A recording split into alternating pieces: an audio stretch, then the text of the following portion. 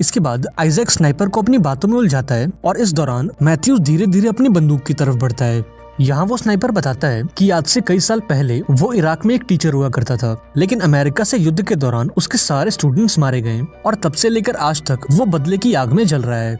अभी ये बातें चली रही होती हैं कि तभी वहाँ एक छोटा सा तूफान आता है और इस मौके का फायदा उठाकर मैथ्यूज अपनी राइफल को उठा लेता है और जैसे ही तूफान शांत होता है तो वो उस कचरे के ढेर में कई गोलियां मारता है, इस उम्मीद में कि एक गोली उस स्नाइपर को भी लग जाए।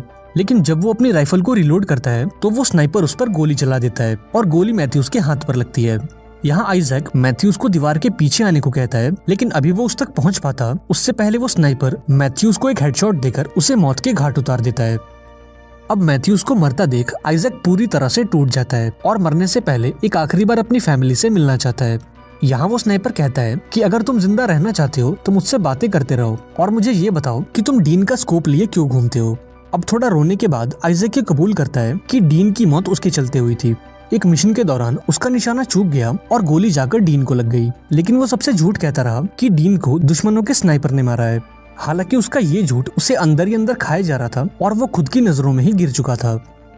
जब आइजैक उस स्नाइपर से बातें कर रहा था तभी उसे रेडियो पर थोड़ी हलचल सुनाई दी। उसने देखा कि उसके बेस के लोग उससे कांटेक्ट करने की कोशिश कर रहे हैं। आइजैक ने उनसे बात करने की कोशिश की, लेकिन इसका कोई फायदा नहीं था। उस स्नाइपर ने आइजैक की रेडियो फ्रीक्वेंसी को टैप कर लिया था, जिसके चलते आइजैक उनकी बातें तो सुन सकता था पर वो उनके जवाब नहीं दे पा रहा था।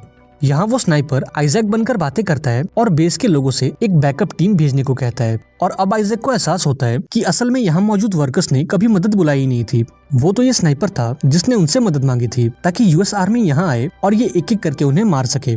यहाँ आइजैक ने इस बातचीत को रोकने की कोशिश की, लेकिन वो इसमें नाकामयाब रहा और थककर वहीं सो गया।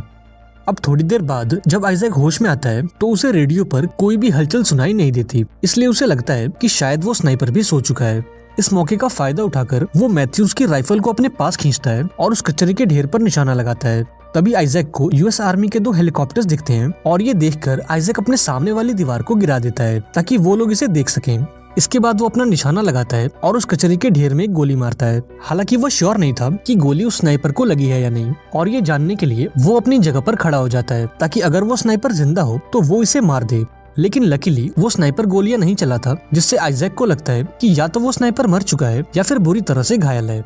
अब जल्द ही वो दोनों हेलीकॉप्टर्स लैंड हो गए और यहाँ आइजैक की टीम उसे स्ट्रेचर पर लिटाकर वहाँ से ले जाने लगी। यहाँ आइजैक ने उन्हें स्नाइपर के बारे में बताने की कोशिश की, लेकिन उसकी हालत इतनी खराब थी कि वो ठीक से बोल तक नहीं पा रहा था।